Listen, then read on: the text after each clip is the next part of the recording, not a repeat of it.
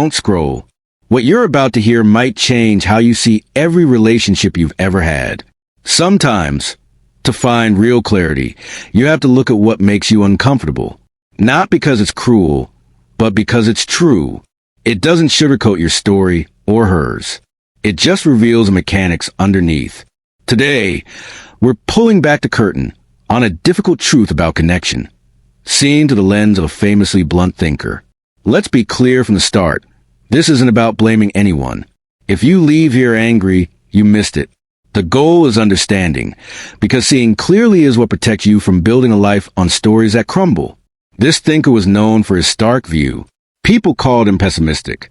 Yet his insight remains valuable, because he made people examine their real motives, stripped of romance and rationalization. His central idea is a wake-up call. Your choices are shaped by forces you rarely acknowledge. Not just society or ethics, but raw instinct.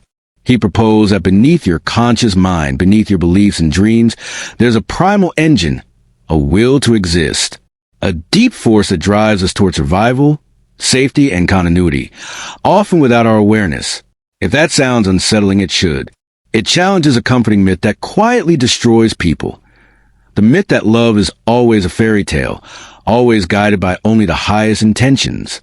He'd argue love feels sacred because nature requires it to feel that way. If we saw the underlying gears too clearly, we might pull back. So nature drapes the biological imperative in layers of deep emotion, meaning, and a sense of fate. That doesn't make love an illusion. It makes it complex. And here's where his perspective on women becomes divisive. He believed women are shaped by nature to prioritize security and stability more intensely, not due to malice or superficiality, but because history placed a higher cost on risk for them. Pregnancy, nurturing, and vulnerability made dangerous situations far more costly. So, in this view, the female psyche became exceptionally adept at reading the environment, assessing a man, and sensing if the future felt certain. You can argue it is framing, and many do. But if you've lived and observed, you've likely glimpsed a pattern in human behavior. People aren't loyal to promises. They're loyal to their experience. A man hears, "I love you," and thinks it's a permanent agreement. This philosopher would say it's a feeling, and feelings evolve based on conditions. This is the hard part, because most men are taught that if they're good enough, generous enough, patient enough, then love becomes a fixed guarantee. Like loyalty is a prize you earn by erasing enough of yourself. That belief is what creates the deepest kind of pain, the pain of saying, "But I did everything right." Through his lens, the answer would be, you did everything you believed was right inside a narrative. But relationships don't operate on narratives. They operate on patterns, and patterns are indifferent to your intentions. Here's what he'd highlight.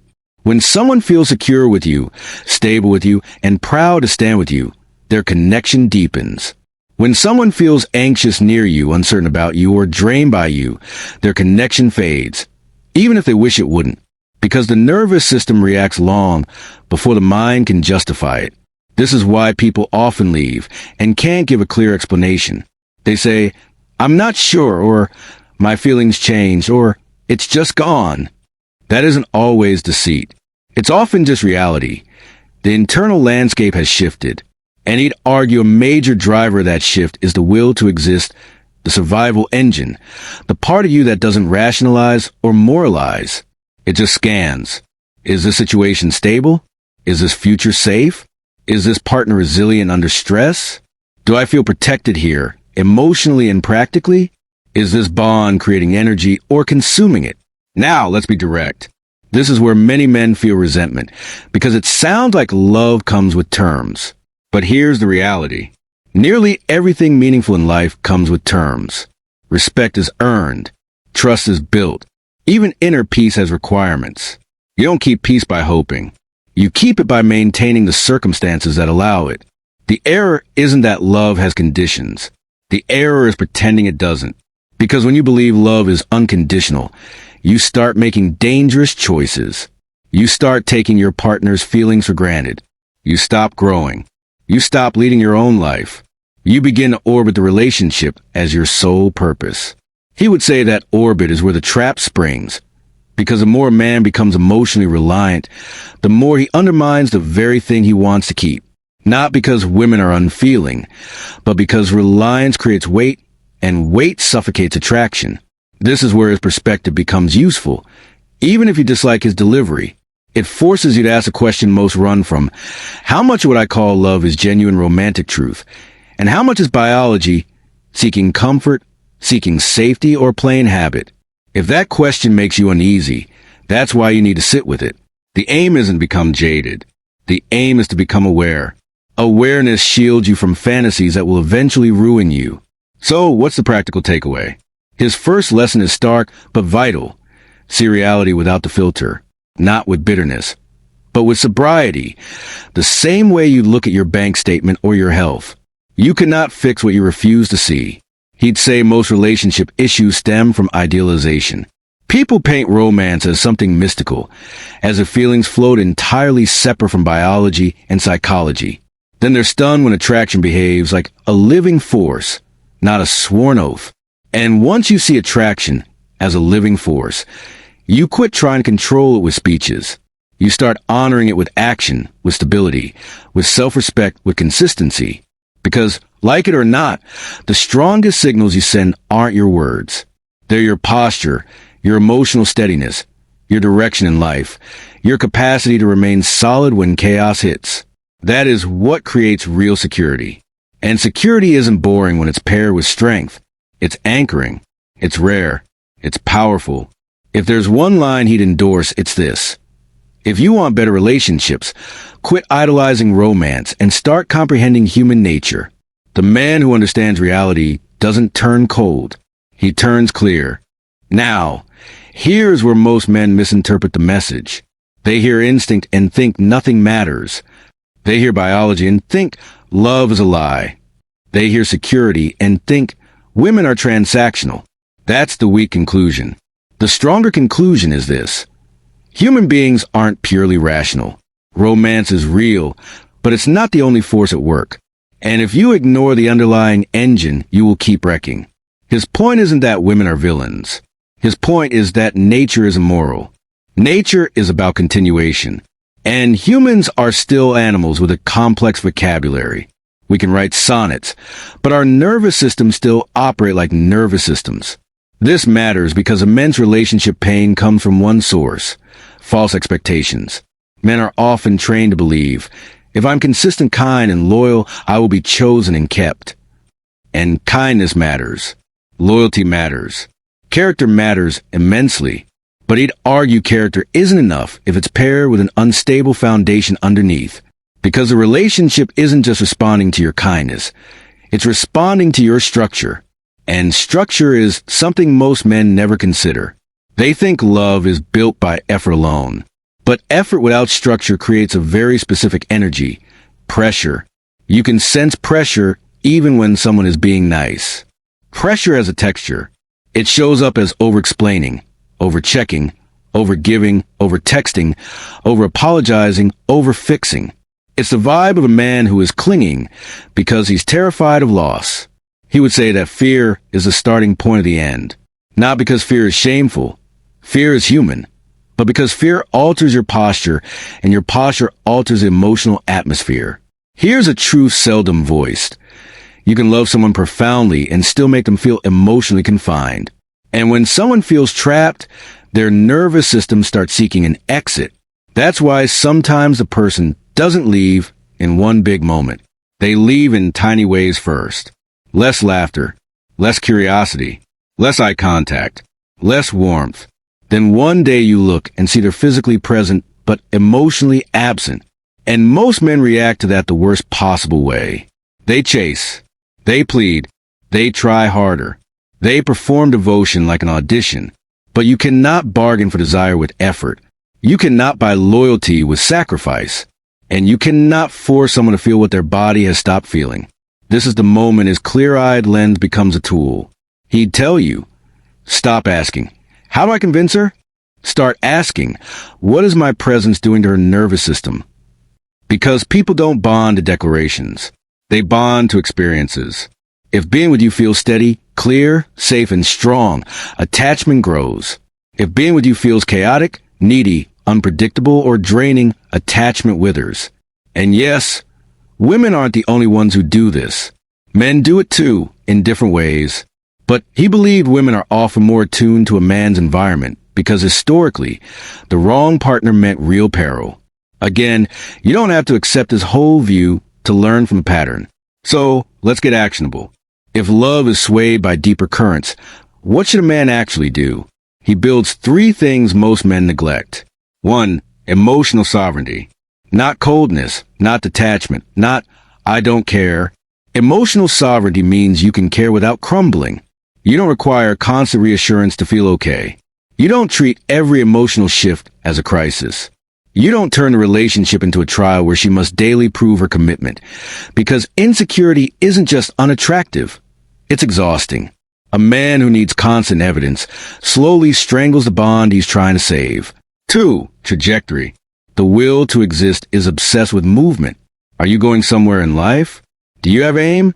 Do you advance even under stress? A man without a trajectory becomes emotionally heavy. Even if he's kind, even if he's loyal, even if his heart is in the right place, because kindness without forward motion feels like drifting. And drift does something dangerous. It makes your partner feel the future is foggy. So trajectory isn't a motivational quote. It's a visible pattern. You wake with intent. You build.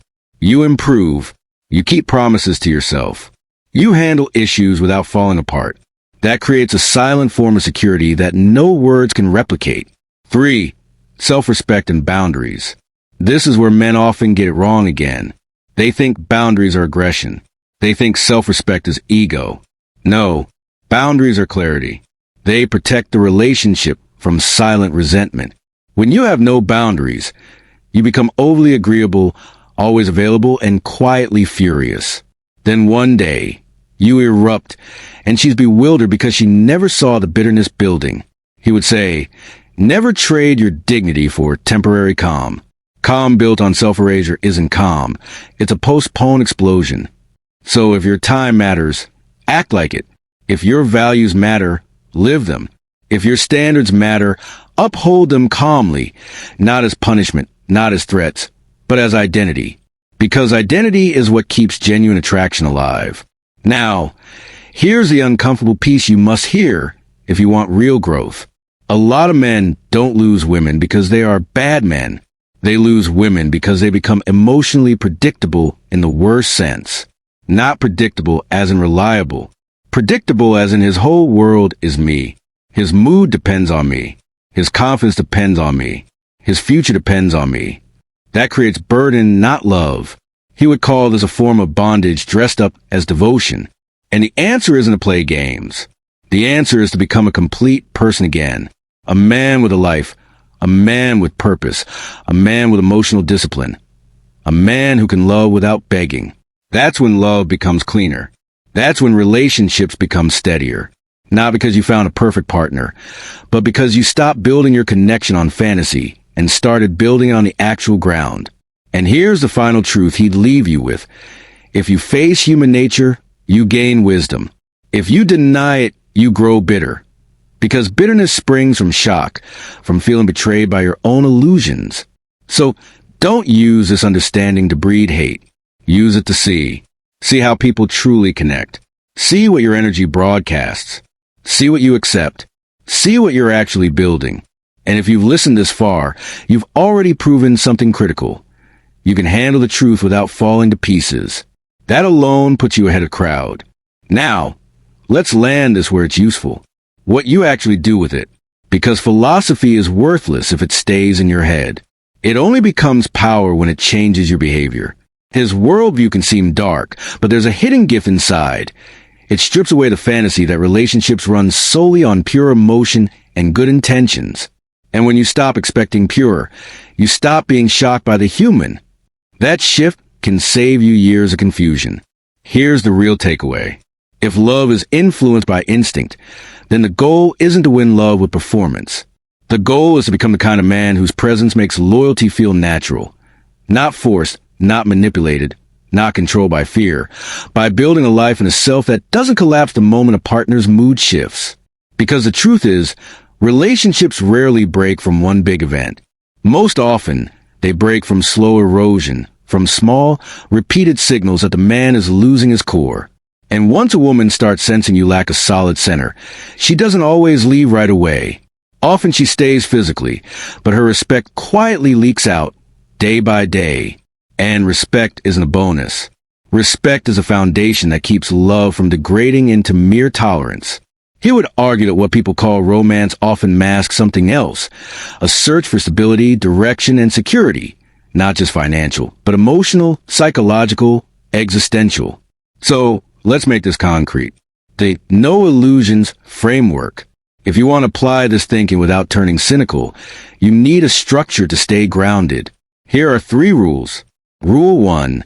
Stop confusing affection for commitment. A woman can feel deep affection and still be unsure about the future. A man senses warmth and assumes permanence. But warmth is a weather pattern, not a contract. If you want commitment, you look for behaviors that show investment over time. Not words, not moods, not romantic spikes. Consistent respect, consistent effort, consistent alignment. And from your side, you don't start sacrificing your dignity to keep a feeling alive. Because desperation doesn't preserve love. It taints it. Rule 2. Stop negotiating for reassurance. This one ruins more bonds than people admit. When a man is insecure, he starts asking for proof of love, proof of loyalty, proof of interest. He thinks he's building intimacy.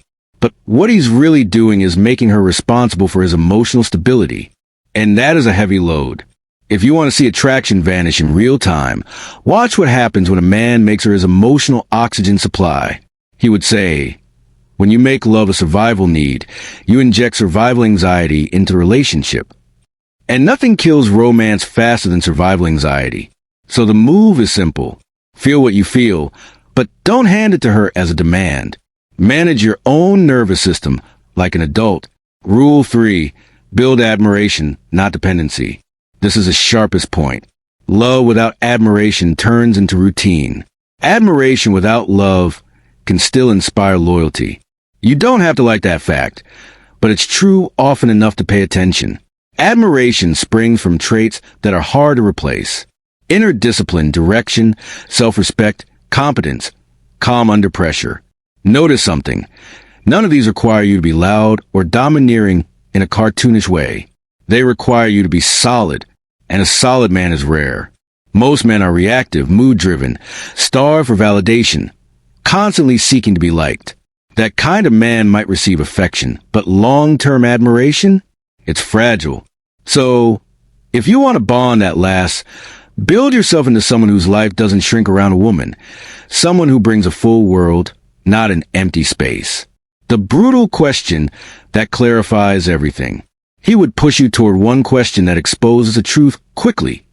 If she vanished tomorrow, would your life collapse or would it continue?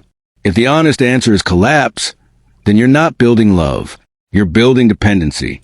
And dependency always creates pressure. Pressure creates distance. Distance creates panic. Panic creates more pressure. That cycle is how men lose women while trying their hardest. So the goal isn't to become detached. The goal is to become stable. Stable enough to love without clutching. Reality doesn't kill love. It purifies it. That's the line most people miss. When you remove illusions, you don't lose love. You lose delusion. You quit expecting another person to be an angel. You quit demanding that attraction behave like a moral rule. You quit treating romance like a guaranteed reward for good behavior. And once you stop doing that, your relationships become calmer and cleaner. You choose more wisely. You tolerate less disrespect because you don't fear being alone. You don't chase mixed signals because you aren't starving. You don't overinvest early because you understand human nature needs time to reveal itself. This is maturity, not bitterness. Final landing. So here's what you should take from this without inheriting any darkness. Yes, humans are driven by instinct. Yes, love is swayed by biology, safety, and subconscious needs. Yes, relationships can be less poetic than you hoped. But that doesn't make love worthless. It makes love real.